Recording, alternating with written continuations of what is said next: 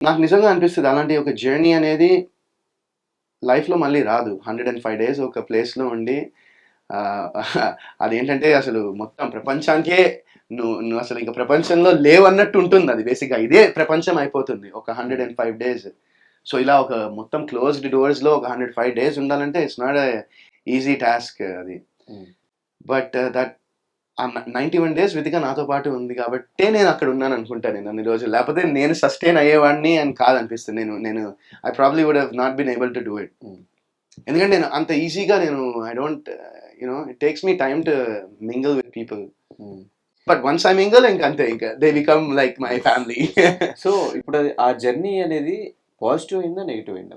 అంటే నాకు నెగెటివ్ అయితే అవ్వలేదు. ఎందుకంటే పాజిటివే అయిందని చెప్తాను. నా హ్మ్. నా నా నా పర్స్పెక్టివ్‌లో. బికాజ్ ఫస్ట్ ఆఫ్ ఆల్ ఇప్పుడు నేను 'వరుణ్ సందేశ్' ఒక వ్యక్తిగా జనాలకి నేను చేసిన సినిమాలు, లేపోతే వాళ్ళు న్యూస్‌లో చదివినవి, లేపోతే నా గురించి వాళ్ళు విన్న రూమర్స్ త్రూ 'వరుణ్ సందేశ్' అనే వ్యక్తి ఇలాంటోడు, అలాంటోడు, లేపోతే ఆడు ప్లే బాయ్, లేపోతే ఆడు ఇది హ్మ్. రకరకాలుగా ఉండేది హ్మ్. జనాలకి నా మీద. హ్మ్. సో, నేను ఒక 105 డేస్ ఒక ప్లేస్‌కెళ్ళి అందరి టీవీలో దగ్గరకొచ్చి అందరూ నన్ను చూసి ఒక 105 రోజులు నేనేంటో తెలుస్తుంది కదా జనాలకి. హ్మ్. వాట్ ఈస్ దిస్ గై అనేది.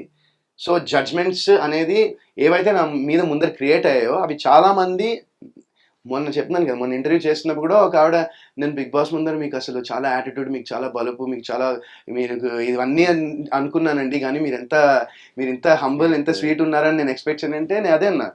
సో, మనం యూజువల్‌గా లైఫ్‌లో మనం అంటే చాలా మంది అందరం ఏం చేస్తామంటే ఒక బుక్‌ని కవర్ చూసి జడ్జ్ చేస్తూ ఉంటాం. అది హ్యూమన్ ఇన్‌స్టింక్ట్ అది. యెస్. బట్ ఏంటంటే లైఫ్‌లో నేను ఈ 17 ఇయర్స్ జర్నీలో నేర్చుకున్నదేంటంటే అక్కడ కవర్ ఇంపార్టెంట్ కాదు. లోపల ఏముందో అది ఇంపార్టెంట్ అని నేను that's one thing I learned. హ్మ్. అండ్ అలాగే ఈ ఇందాక రూమర్స్ గురించి వచ్చారు గానీ, ఈ రూమర్ ఏంటి బ్రో ఒక హీరోయిన్‌తో రిలేషన్ అప్పట్లో పేరు కూడా వచ్చింది. మరి పేరు చెప్పొచ్చో లేదో నాకు తెలీదు. దాని గురించి మాట్లాడొద్దు. హ్మ్. ఎందుకంటే నేను హ్యాపీగా మ్యారీడ్ ఉన్నాను. సో, హ్మ్. ఇంకోళ్ళ అహా! అది గురించి నిజమా? రూమరా? లేకపోతే నిజంగా పాస్ట్‌లో ఒక రిలేషన్ ఉండిందా? అనేది డౌట్. నాకు దాని గురించి కామెంట్ చేయాలని లేదు. హ్మ్. యాహ్! హ్మ్. ఎందుకు? నాకు కామెంట్ చేయాలని లేదు దాని గురించి. హ్మ్. ఎందుకు ప్రతిసారి ఆ టాపిక్ వచ్చినప్పుడు స్కిప్ చేస్తా ఉంటారు మీరు? స్కిప్ చేయలేదు. హ్మ్. నేను కామెంట్ చేద్దాం అనుకోవట్లే ఆ టాపిక్ గురించి. హ్మ్. యాహ్! నిజమో అబద్ధమో కూడా చెప్పరా అది? నేను అసలు కామెంట్ చేయను ఆ ఆ టాపిక్ గురించి. టాపిక్కే వద్దా? కామెంట్ చేయను ఆ టాపిక్ గురించి. ఓకే. సో, ఈ 26 ఇయర్స్‌కి మ్యారేజ్ ఏంటి బ్రో? 27. 27 ఇయర్స్‌కి. యాహ్! హ్మ్. అంత అంటే ఇండస్ట్రీలో మనం చూస్తే అందరూ 30 ప్లస్ కంప్లీట్‌గా ఇంకా సక్సెస్ చూసేసిన తర్వాత చేసుకుందాం అనుకుంటారు. మ్యారేజ్ అనేది ఒక ఏజ్ వచ్చిన తర్వాత అంటే ఆబ్వియస్‌గా ఒక లీగల్ ఏజ్, ఒక మెచ్యూరిటీ రావాలి. హ్మ్. దాని తర్వాత మ్యారేజ్ అనేది మనం కరెక్ట్ వ్యక్తి దొరికితే మనం మ్యారేజ్ చేసుకుంటాం. అది దానికి ఏజ్ అనేది ఒక జస్ట్ నంబర్ అంతే అని నేను నమ్ముతాను. మ్యారేజ్ అనేది యూ కెన్ డూ ఇట్ 21కి చేసుకోవచ్చు. లేపోతే 41కి చేసుకోవచ్చు. 51 చేసుకోవచ్చు. 31 చేసుకొని ఇష్టం ఎప్పుడైనా చేసుకోవచ్చు. హ్మ్. బట్ ఏంటంటే కరెక్ట్ పర్సన్ దొరకాలి. మనని అర్థం చేసుకొని, మనం కూడా వాళ్ళని అర్థం చేసుకునేటువంటి మనుషులు దొరికితే ఖచ్చితంగా there is no age, correct time, correct age ఉండదనుకుంటాను నేను మ్యారేజ్‌కి. హ్మ్. 2014 నుంచి పరిచయం గదా! యాహ్! 2014 అనుకుంటా. హ్మ్. 'పడ్డానండి ప్రేమలో' మరి. తినే కరెక్ట్ నా లైఫ్‌కి అన్న పాయింట్ ఎందుకొచ్చింది? తినే కరెక్ట్ అనే పాయింట్ ఎందుకొచ్చిందంటే she was there for me అంతే. అంటే మా రిలేషన్‌షిప్ బేసిక్‌గా ఫ్రెండ్‌షిప్‌లా మొదలైంది. Hmm. So, we used to be friends first and we started talking to each other and నాకు తెలియకుండానే తను నా బెస్ట్ ఫ్రెండ్ అయిపోయింది. నేను అన్నీ షేర్ చేసుకున్నా. తనకు అన్నీ తెలుసు నా హ్మ్. గురించి. So, she knows everything about me. She knows everything about my past, everything that I'm planning to do. I shared with her my plans. I shared with her నేను తనతో అన్నీ షేర్ చేసుకోగలిగాను. అండ్ తను కూడా vice versa. తన pain, తన family, తనేం face చేసిందో తన లైఫ్‌లో అవన్నీ నాతో షేర్ చేసుకుంది. And we became very close friends and after that మా ఇద్దరి మధ్యన ఎక్కువ మాటలు గానీ, డేట్‌లు గానీ, లేపోతే బయటికెళ్ళాలి హ్మ్. గానీ, సినిమాలు థియేటర్‌లకెళ్ళాలి గానీ, ఓకే. ఈ కొత్త షికారుకెళ్ళాలి బంగారు లోకం స్టోరీలు లేవు. లేవు. సో, అది ఎలా ఉండిందంటే she was like she was she తన మైండ్‌లో ఫిక్స్ అయిపోయింది నాతోనే షీ వాంట్స్ టు ట్రావెల్ అని. హ్మ్. సో, నన్ను అదే అడిగింది. "నువ్వు కూడా అదే ఫిక్స్ అయితే మనం ఇంకా డైరెక్ట్ పెళ్లి చేసుకుందాం" అని అడిగింది. హ్మ్. సో, నేనింకా ఐ వాస్ లైక్ డన్. మా చెల్లికి కూడా పరిచయం ఉండింది వితిక. ఫస్ట్ మా చెల్లికే పరిచయము. సో, అలా మా చెల్లి నుంచి మా మమ్మీతో మాట్లాడి, మా డ్యాడీతో మాట్లాడి నాకు భయంకరంగా అంటే నేను బాగా కనెక్ట్ అయిపోయిన థింగ్ ఏంటంటే, నేనొకసారి మేము ఇంకా అప్పటికి రిలేషన్ అంటే వి వర్ జస్ట్ టాకింగ్. అప్పుడే మా రిలేషన్ స్టార్ట్ అయింది. అయిన తర్వాత నేను యూఎస్లో ఉన్నాను. లాస్ వేగస్కి వెళ్ళాము న్యూ ఇయర్కి. 31st డిసెంబర్ న్యూ ఇయర్కో బర్త్డేకో నాకు ఎగ్జాక్ట్ గుర్తు రావట్లేదు, బట్ న్యూ ఇయర్కి అనుకుంటా. లాస్ వేగస్ వెళ్ళాం నేను, మా మమ్మీ, మా డాడీ అండ్ మా చెల్లి. వెళ్ళి ఇంక అక్కడ సెలబ్రేట్ చేసుకుందాం అంటే తను ఇక్కడ నుంచి నన్ను సర్ప్రైజ్ చేసి యూఎస్కి వచ్చేసింది న్యూ ఇయర్కి. న్యూ ఇయర్కు నాకు గుర్తులేదు దేని, న్యూ ఇయర్కి వచ్చింది. నాకు అసలు ఫ్యూజ్ అవుట్, ఎందుకంటే నా లైఫ్లో ఎవరు అలాంటి సర్ప్రైజ్ నాకు చేయలేదు. సో అది నాకు భయంకరంగా నచ్చింది. అండ్ ఈ సర్ప్రైజ్డే కాదు, తనతో ఉంటే నాకు ఎవ్రీడే ఒక సర్ప్రైజ్ లా ఉంటుంది ఈ రోజు వరకు కూడా. So that is what she's full of surprises and she's చాలా కైండ్ హార్టెడ్ వ్యక్తి, చాలా పెద్ద మనసున్న person Vithika. So that is what I love about her. Lucky bro, ఇప్పుడు కూడా పాపం వెళ్ళేటప్పుడు కూడా తినేసేళ్ళు, బయటికి తినేసేళ్ళు నాలుగేసారి చెప్పారు మరి ఇంటర్వ్యూ మధ్యలో ఆపు మరి. సో ఈ మ్యారేజ్ డేట్ గుర్తుందా బ్రో? మ్యారేజ్ డేట్ ఎందుకు గుర్తుండదు? August 19th. బర్త్డేనో న్యూ ఇయర్ గుర్తు? న్యూ ఇయరే, అది న్యూ ఇయరే. ఇది marriage day August 19th. Vithika గారి బర్త్డే Feb 2nd. ఓన్లీ ఇవన్నీ ఇవి మర్చిపోతే మర్చిపోతూ ఉంటారు కదా. అంటే మాది పెళ్లి కూడా ఎట్లా అంటే August 18th మొదలు పెడితే 19th కంప్లీట్ అయింది. అదేంటి? నైట్ అయింది. నైట్ అయింది. నైట్ నుంచి ఇంకా నెక్స్ట్ డే వరకు జరిగింది అనమాట. సో నేను అప్పుడప్పుడు 18th అంట, 19th అంట, బట్ 19th అయితే ప్రాసెస్ మొత్తం అయింది కాబట్టి 19th.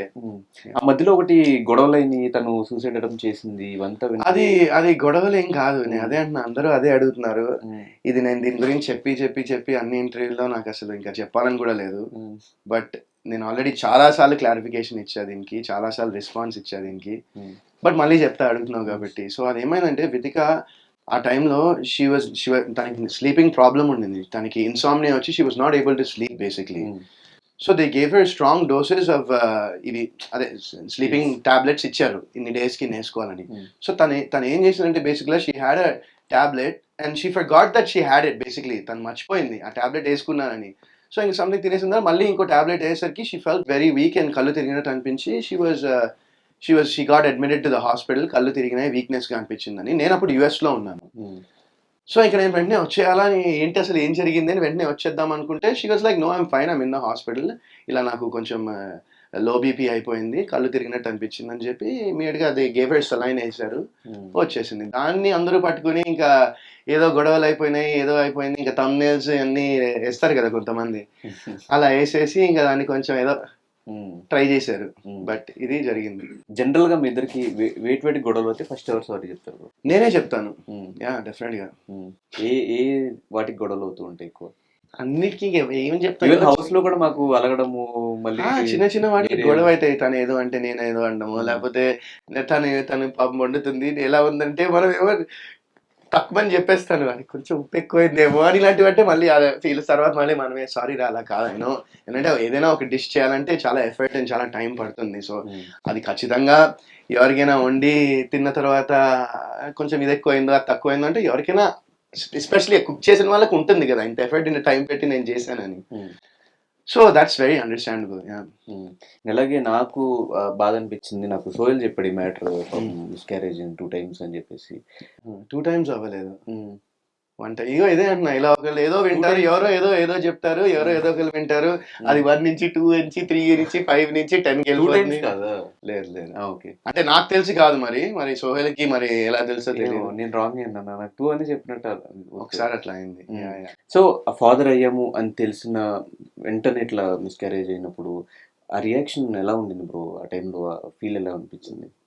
అంటే ఆ ఫీల్ ఎలా అనిపించింది అంటే ఎవరికైనా బాధ అనిపిస్తుంది కదా అలా జరిగితే. ఇప్పుడు అంటే I think she was maybe 1-2 months or something pregnant and miscarriage అయింది. సో ఎవరికైనా ఆబ్వియస్గా బాధ అనిపిస్తుంది కదా, అరే పాపం ఇట్లా అయింది ఏంటా అని.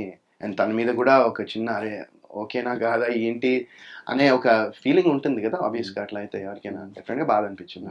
బట్ అది చాలా మంచి మూమెంట్ కపుల్కి. దాని నుంచి ఎలా బయటకు వచ్చారు? వితికా గారిని ఎలా బయటకు తీసుకొచ్చారు? ఇంకా ఇప్పుడు నాకేంటంటే నాకన్నా ఎక్కువ పెయిన్ తనకే ఉంటుంది కదా. షీ ఫేస్ దట్ పెయిన్ కాబట్టి ఇది డెఫినెట్గా తను కూడా బాధపడింది. అండ్ ఆబ్వియస్గా it take some time to, ఆబ్వియస్గా ఎవరికైనా కొంచెం టైం పడుతుంది కదా బయటికి రావడానికి దాని నుంచి. సో అలానే జరిగింది, it took some time. And ఆబ్వియస్గా లైఫ్లో ఏదైనా టైం అనేది ఇట్స్ ద హీలింగ్ పాయింట్. అది టైం అనేది ఏదైనా ఏ నొప్పినైనా హీల్ చేస్తుంది. సో సో నెక్స్ట్ ఎప్పుడు ప్లాన్ చేస్తున్నారు మరి? ఏమో చూద్దాం. ప్లాన్ చేసినప్పుడే చెప్తాను, మీకే తెలుస్తుంది కదా ప్లాన్ చేశాక. ఉమ్. వెతికని చూస్తే తెలిసిపోతుంది. Yeah.